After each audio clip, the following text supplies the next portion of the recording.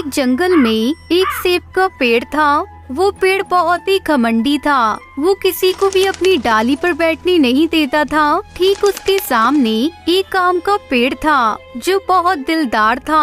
उसे सबकी बहुत परवाह थी। एक दिन एक बूढ़ा कबूतर जंगल से गुजर रहा था। वो चलते चलते बहुत थक गया और सेब की पेड़ की छांव में बैठ गया। उठो यहाँ से। सेब के पेड़, मैं बहुत थक चुका हूँ, मुझे थोड़ी देर आराम करने दो, मैं आराम करके निकल जाऊंगा। नहीं, तुम अभी उठो और निकल जाओ यहाँ से जाके दूसरे पेड़ के नीचे आराम करो। फिर भी वो बूढ़ा कबूतर पेड़ की बात नहीं मानता। अब देखो मैं क्या करता हूँ। गुस्से में आकर सेब का पेड़ उस बूढ़े कबूतर के ऊपर अपने सेब गिराने लगता है। ये तुमने क्या किया? एक ना एक दिन तुम्हारा घमंड जरूर उतरेगा। ये सब पास ही खड़ा आम का पेड़ देखता है और बूढ़े कबूतर को कहता है, तब तक आप लोग कमेंट में बताएं 90 + 40 कितने होते हैं। अरे आप चिंता मत करिए, यहाँ आइए मेरी डालियों की छांव में। शुक्रिया, लेकिन अभी बहुत वक्त हो गया है और मुझे घर भी जाना है। वो बूढ़ा कबूतर वहाँ से निकल जाता है। ऐसे ही कुछ दिन बीत जाते हैं। एक दिन वहाँ से एक टुनटुनी चिड़िया अपने बच्चों के साथ जा रही थी। वो रहने के लिए पेड़ ढूंढ रही थी। तभी उनकी नजर उस सेब के पेड़ पर पड़ती है। अरे वो देखो, वो सेब का पेड़ कितना बड़ा है और उसकी डालियाँ भी बहुत बड़ी है। क्यों ना हम इसी सेब के पेड़ को अपना घर बना लें। हाँ, ये बहुत बड़ा है। हम उस सेब के पेड़ से जाकर पूछते हैं, सुनो, क्या हम इस पेड़ पर रह सकते हैं? नहीं, तुम यहाँ नहीं रह सकते। टुनटुनी चिड़िया सेब के पेड़ से बहुत विनती करती है, लेकिन वो उसकी एक नहीं सुनता। फिर टुनटुनी को सामने काम का पेड़ दिखाई देता है। फिर वो उसके पास जाते हैं। सुनो, क्या हम इस पेड़ पर रह सकते हैं? हाँ जरूर, क्यों नहीं। टुनटुनी चिड़िया खुश हो गई और उस आम के पेड़ पर रहने लगी। टुनटुनी चिड़िया को रोज ताजे ताजे आम भी खाने मिल रहे थे। ऐसा रोजाना चलने लगा। एक दिन कुछ लकड़हारे कौवे जंगल में पेड़ काटने आते हैं। उनकी नजर आम के पेड़ पर पड़ती है। अरे वो आम का पेड़ कितना बड़ा है, इसे बेचकर हम बहुत पैसे कमाएंगे। लकड़हारे कौवे आम के पेड़ के पास जाते हैं। उन्हें उस पेड़ पर टुनटुनी चिड़िया का परिवार दिखाई देता है। अरे ये क्या, इस पेड़ पर तो चिड़िया का घोंसला है, हम इस पेड़ को नहीं काट सकते।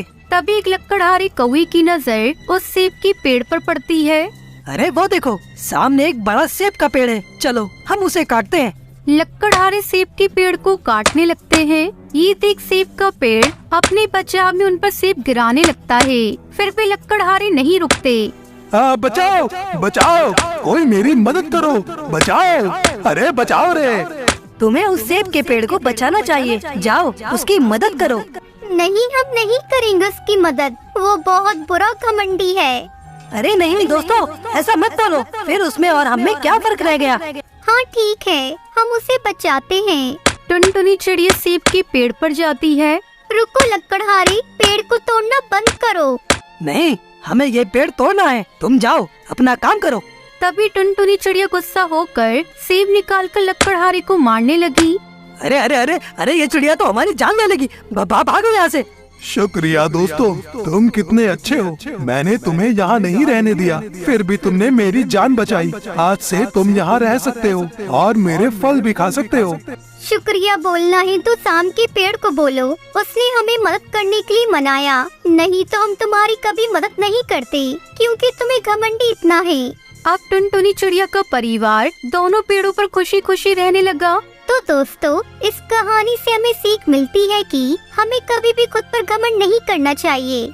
टुनटुनी और उसकी 7 साल की बेटी पिंकी बहुत ही गरीब थे। टुनटुनी के पति की मौत के बाद से ही टुनटुनी और पिंकी बड़ी मुश्किलों में जी रहे थे। टुनटुनी अपने घोंसले का किराया भी नहीं दे पा रही थी। ऐसा जुल्म मत करिए सेठ जी, मेरे पति ने कितने सालों तक आपके यहाँ काम किया है। आज वो नहीं रही तो आप हमें घर से बाहर मत निकालो। इतनी ठंड में हम कहाँ जाएंगे। तेरा पति मेरे यहाँ काम करता था, तो क्या उसके पूरे खानदान का ठेका ले लिया मैंने? मैंने घोंसले किराए पर चढ़ाने के लिए बनाए, कोई धर्मशाला खोलकर नहीं रखी है। टुनटुनी गिड़गिड़ाने लगती है। लेकिन सेठ पर इसका कोई असर नहीं होता। वो अपने गुंडों से कहकर टुनटुनी के घर का सारा सामान घर से बाहर फिकवा देता है। टुनटुनी और पिंकी कड़कड़ाती ठंड में बेघर हो गए थे। दूसरी तरफ सेठ जैसे ही घर पहुंचता है, उसकी बीवी उस पर गुस्सा करने लगती है। फिर अकेले आ गए। मैंने कहा था ना, आज घर में नहीं घुसने दूंगी अगर कोई नौकरानी नहीं लाए तो। पुरानी नौकरानी को काम छोड़े 2 दिन हो गए, तब से सारे काम मुझे ही करने पड़ रहे हैं। अरे भाग्यवान, बस आज के लिए माफ कर दो, कल पक्का मैं किसी को ले आऊंगा। हाँ रहने दो, अब मैं तुम्हारी बातों में नहीं आने वाली। इतने मजदूर काम करते हैं तुम्हारे यहाँ, किसी को भी कह दो पैसों के लालच में दौड़कर आ जाते हैं। लेकिन नहीं, मैं सब समझती हूँ तुम्हारी चालाकी। इतनी ठंड में मुझसे घर के काम करवा कर अपने पैसे बचाने की सोच रहे हो ना, लेकिन ऐसा होगा नहीं। साफ साफ कह देती हूँ, मैं कोई काम नहीं करने वाली। सेठ कौवी को टुनटुनी का ख्याल आता है।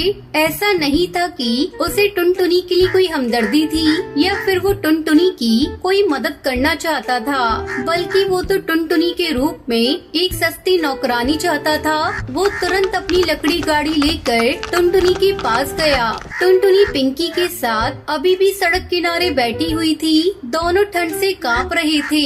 सेठ को देखते ही टुनटुनी हाथ जोड़ते हुए बोली, सेठ जी रहम कीजिए, मैं वादा करती हूँ जल्द ही आपका किराया चुका दूंगी। आपने अगर मदद नहीं की तो इस ठंड में मैं और मेरी बेटी जिंदा नहीं रह पाएंगे। सेठ जी रहम कीजिए। रहम आ गया, इसलिए आया हूँ वापस। तुम दोनों चलो मेरे साथ। आज से तुम्हें मेरे घर के सारे काम करने होंगे। बदले में रहने के लिए जगह मिल जाएगी तुम दोनों को, और कुछ पैसे भी, ठीक है? लेकिन एक बात साफ साफ सुन लो, घर के सारे काम तुम दोनों को ही करने होंगे, बिना किसी नानुकुर के। अगर मंजूर है तो बोलो, वरना मैं किसी और को देखता हूँ। मैं करूँगी ना सेठ जी, मैं सारा काम करूँगी। आपका बहुत बहुत शुक्रिया। सेठ टुनटुनी और पिंकी को लेकर अपने घर पहुंचता है और सुंदरी कौवी को उनके बारे में बताता है। लेकिन सुंदरी खुश होने की बजाय और नाराज हो जाती है। हे भगवान, तुमसे नौकरानी लाने को कहा था, जिम्मेदारी नहीं, इसे रखोगे कहाँ? ऊपर से इसकी बेटी भी है। अरे तुम बिल्कुल भी चिंता मत करो, तुम तो जी भर के काम कराओ इन दोनों से। तुम्हें नहीं पता आजकल नौकरानियों के दिमाग कितने खराब हैं। और रही बात रहने की, तो वो अपने घोंसले के नीचे जो खोल है वहीं रह लेंगी दोनों। सुंदरी कौवी टुनटुनी को काम पर रखने के लिए मान जाती है और टुनटुनी को घर के नीचे पेड़ के खोल में रहने को कहती है। खोल को देखकर पिंकी टुनटुनी से कहती है, माँ यहाँ तो सिर्फ खोल है, दरवाजा तो है ही नहीं। हम यहाँ कैसे रहेंगे माँ? मैम साहब, हम दिन में तो यहाँ रह लेंगे, लेकिन रात को? एक तो मेरे पति ने तुम दोनों को यहाँ लाकर वैसे ही तुम पर एहसान किया है, अब और क्या चाहिए? अपना कमरा दे दूं तुम्हें? रहना है तो यहीं पर रहो, वरना जा सकती हो दोनों। नहीं मैम साहब, हम रह लेंगे यहीं पर। बस अगर जमीन पर कुछ बिछाने के लिए और रात को ओढ़ने के लिए कुछ मिल जाता तो बड़ी मेहरबानी होगी। क्या मुसीबत है, रुको यहीं पर। सुंदरी कौवी कुछ ही देर में फटी पुरानी चादर लेकर वापस आ जाती है और उस चादर को वो टुनटुनी को देते हुए कहती है, ये लो, इसी से काम चलाओ। चाहो तो बिछाओ, चाहो तो ओढ़ लो। अब मुझे डिस्टर्ब मत करना, मैं सोने जा रही हूँ। सुबह मेरे उठने से पहले चाय और नाश्ता तैयार हो जाना चाहिए, समझी? सुंदरी अपने घोंसले में जाकर आराम से सो जाती है। टुनटुनी उस चादर से पिंकी को अच्छी तरह लपेट देती है और खुद ऐसे ही जमीन पर लेट जाती है। दिसंबर की उस ठंडी रात में टुनटुनी और पिंकी का बुरा हाल था। खोल में हर तरफ से ठंडी हवा आ रही थी। फिर अगले दिन, अरे महारानी, अब तक सो रही है? तुझे रात को ही कहा था ना, मेरे उठने से पहले चाय नाश्ता तैयार हो जाना चाहिए। वो माफ कर दीजिए मैम साहब, रात भर ठंड के मारे नींद नहीं आई। सुबह जैसे ही धूप आई तो आंख लग गई। मैं बस अभी करती हूँ सब कुछ। टुनटुनी उठकर तुरंत घर के कामों में लग जाती है। सुंदरी कौवी जितनी जुबान से कड़वी थी, उतनी ही दिल से भी कठोर थी। वो अपनी बेटी को पिंकी से बात तक नहीं करने देती थी। साथ ही टुनटुनी और पिंकी को घर का बचा कुचा खाने को ही देती थी। उसे अपनी अमीरी पर बहुत घमंड था। टुनटुनी, अभी तक ये बर्तन नहीं धोए, तू क्या कर रही है सुबह से?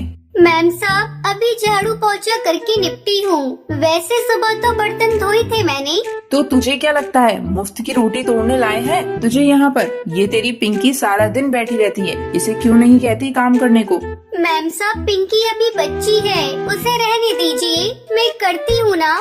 हाँ, और हम बैठे रहे तेरे इंतजार में कि कब बर्तन धुलेंगे और कब हम खाएंगे। साफ साफ सुन ले टुनटुनी, ये नवाबी मेरे सामने तो चलेगी नहीं। जब तू घर के दूसरे काम करती है तब तक इस पिंकी को बर्तन धोने में लगाया कर। ऐसे ही पूरा 1 महीना गुजर गया। टुनटुनी ने सेठ से जब अपने काम के पैसे मांगे तो सेठ गुस्से से बोला, तुझे रहने की जगह दी है, खाने को भी देते हैं, अब पैसे क्यों चाहिए तुझे? कैसी बात कर रहे हो सेठ जी? पूरा महीना मैंने और मेरी बेटी ने कैसे काटा है हम ही जानते हैं। पिंकी को ठंड की वजह से बुखार है, मुझे उसे डॉक्टर के पास लेकर जाना है और आपने मुझे पैसे देने की बात तो पहले ही कही थी ना, अब आप कैसे मुकर सकते हो? हाँ हाँ ठीक है। सेठ अपनी जेब से 200 रुपए निकाल कर टुनटुनी को देता है। टुनटुनी इन पैसों को देखकर कहती है, सेठ जी ये क्या, इसमें क्या होगा सेठ जी? वो मुझे नहीं पता, मैं बस इतना ही दे सकता हूँ। वैसे भी मैंने तुझ पर एहसान किया है।